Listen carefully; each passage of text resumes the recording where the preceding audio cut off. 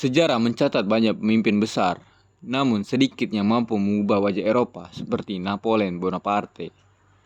Ia lahir dari keluarga sederhana, namun memiliki keberanian dan ambisi yang luar biasa. Perjalanan hidupnya adalah kisah tentang perjuangan, kejayaan, dan kejatuhan. Mari kita telusuri perjalanan hidup Napoleon, dari seorang prajurit muda hingga menjadi kaisar Prancis yang legendaris.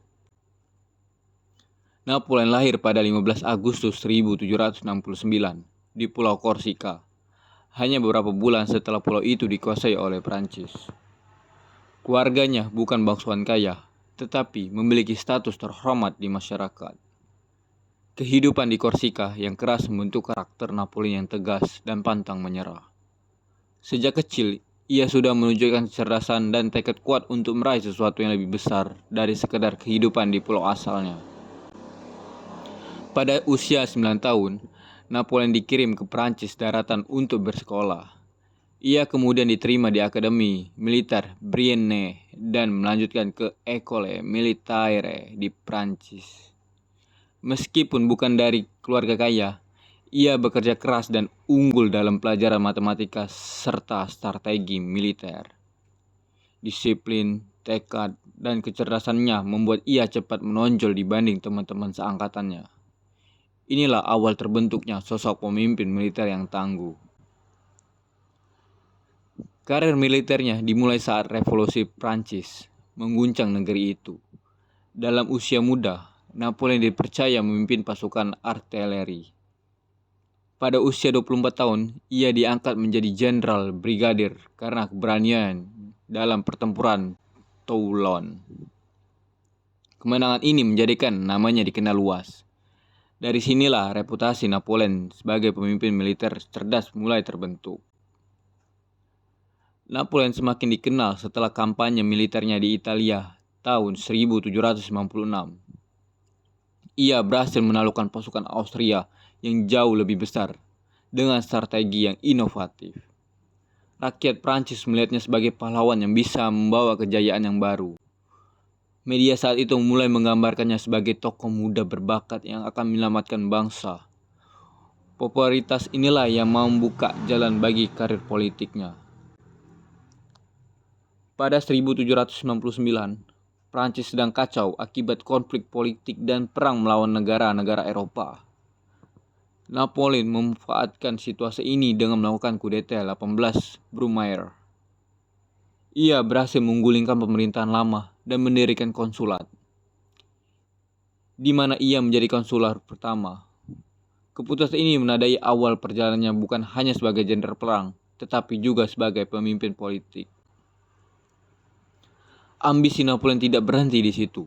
Pada 1804, ia mengangkat diri menjadi kaisar Prancis. Yang menarik, ia menobatkan dirinya sendiri di hadapan Paus sebagai simbol kemandirian.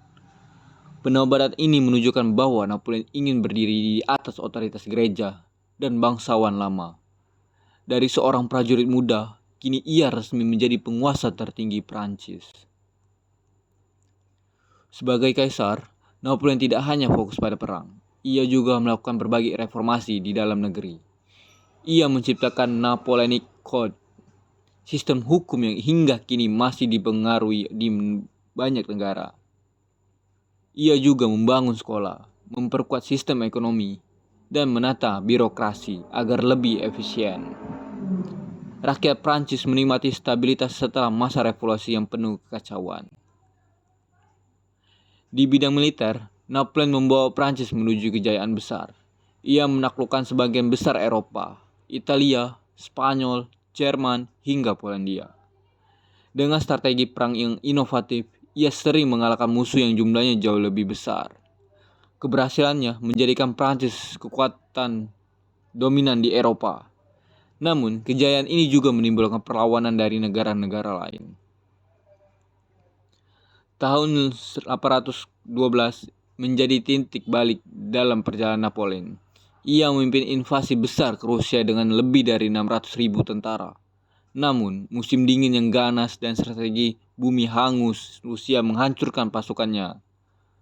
Hanya sebagian kecil tentaranya yang berhasil kembali ke Prancis. Kekalahan ini membuat kekuasaan Napoleon mulai goyah.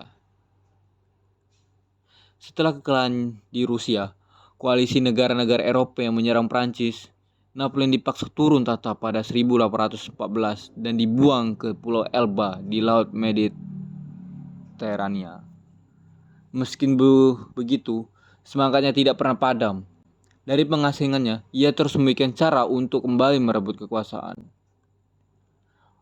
Pada 1815, Napoleon berhasil melarikan diri dari Elba dan kembali ke Prancis.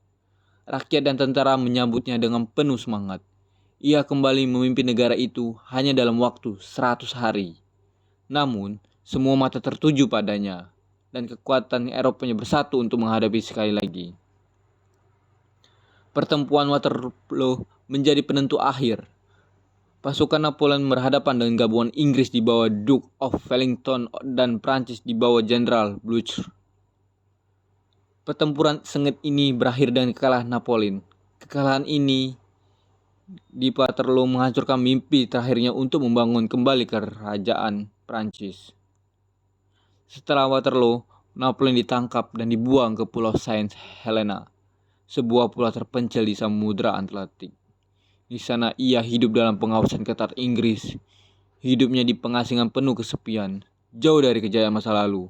Namun, ia tetap menulis memoir dan membicarakan strategi perang yang pernah dilakukannya. Napoleon meninggal pada 5 Mei 1821 di Saint Helena. Meski hidupnya berakhir tragis, warisannya tetap hidup. Hukum Napoleon, sistem pendidikan, dan gagasan tentang meritokrasi mempengaruhi banyak negara.